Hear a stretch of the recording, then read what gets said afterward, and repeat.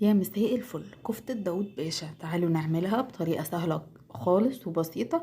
تعالوا مع بعض نشوف المقادير. انا بشرت بصلاية متوسطة كده الحجم وبشوريها ناعم خالص. وبعد كده حطيت عليها ده نص كيلو لحمة مفرومة. لازم اللحمة المفرومة بتاعتك يكون فيها نسبة دهون شوية، ما ينفعش تكون لحمة صافي علشان تقدر تتشمع معانا او تمسك معانا. حطيت بقى البهارات بتاعتي، يعني البهارات بتاعتي اللي هي العادية، ملح وفلفل. ملح وفلفل اسود، وحطيت رشة قرفة ومعلقة من بهارات اللحمة. ما عندكيش ملح وفلفل هيقضي الغرض وتمام جدا وهتبقى معاكي زي الفل.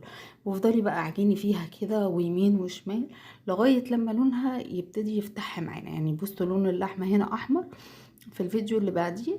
واحنا بنصبعها اهو ابتدى ان لونها يغمق شوية، ده من كتر العمل. وسيبيها ترتاح. ابتدي انك كوريها، عايزه تسيبيها ترتاح شويه سيبيها، مش عايزه تسيبيها خلاص. ابتدي بقى انك كوريها، عايزه تعمليها صوابع اعمليها صوابع زي ما تحبي بقى تشكليها براحتك. ويتعمل بقى جنبيه رز، يتعمل جنبيه مكرونه زي ما تحبي.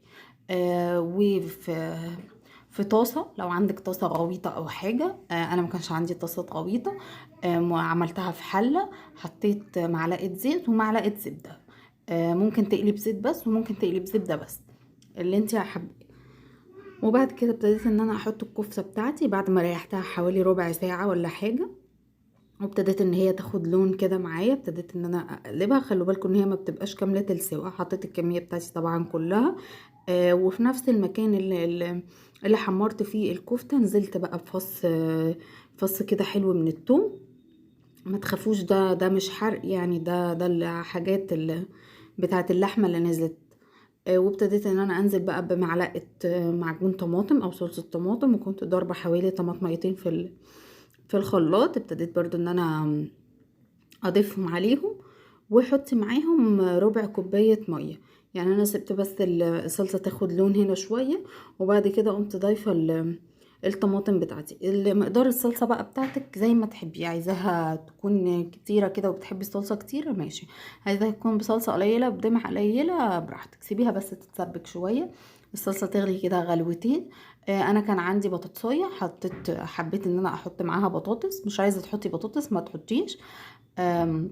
في الخطوه دي تقدري تحطي بقى انت اللحمه بتاعتك تاخد غلوتين كده ولا حاجه وتستوي من جوه. تاكدي بس ان هي استوت اللحمه كويس من جوه. وطي عليها واقفلي الحله وهتلاقيها استوت معاكي بسرعه. ابتديت بقى ان انا ابهرها. انا حطيت ملح وفلفل وسنه شطه بس، ما حطيتش حاجه. انا زي ما انتم متعودين طبعا ان انا مش بحب البهارات كتيره في الاكل وكده. وابتديت ان انا اسيبها بقى تاخد غلوتين تلاتة لغايه لما البطاطس تتهري معايا او تستوي. وحطيت نزلت بقى بالكفته بتاعتي.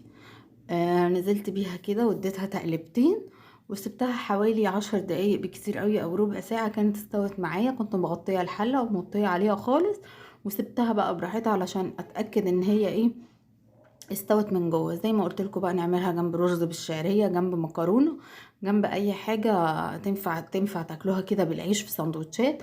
هتبقى تحفه وجميله جدا. مستنيه تعليقاتكم، مستنيه سبسكرايب، مستنيه تكتبوا لي كومنتات، وباي باي.